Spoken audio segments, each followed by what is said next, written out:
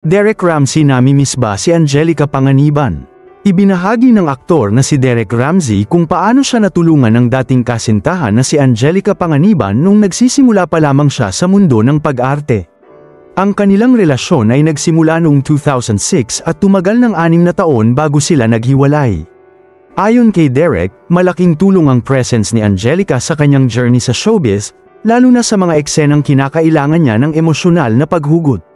Sa isang panayam, inalala ni Derek ang kanyang karanasan sa pagsabak sa teleseryeng Maging Sino Ka Man, isang proyektong kinabibilangan ng malalaking pangalan sa industriya tulad nina John Lloyd Cruz, Bea Alonzo, Ann Curtis, Sam Milby, at Tony Gonzaga. Aminado si Derek na grabe ang pressure na naramdaman niya noon. Aniya, "These guys have big names already and I just felt so much pressure working with all of them, and being in a project that already had so much success." Isa raw sa mga naging sandigan niya sa panahong yun ay si Angelica. Nakasintahan niya noong mga panahong yun. "It's so much hard to do, yung sequel, right?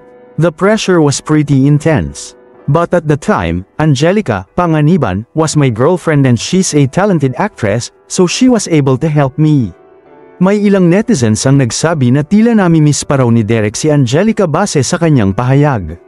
Ngunit agad itong nilinaw ng aktor at wala raw dapat bigyang mali siya, at masaya na silang pareho sa kanilang mga bagong pamilya.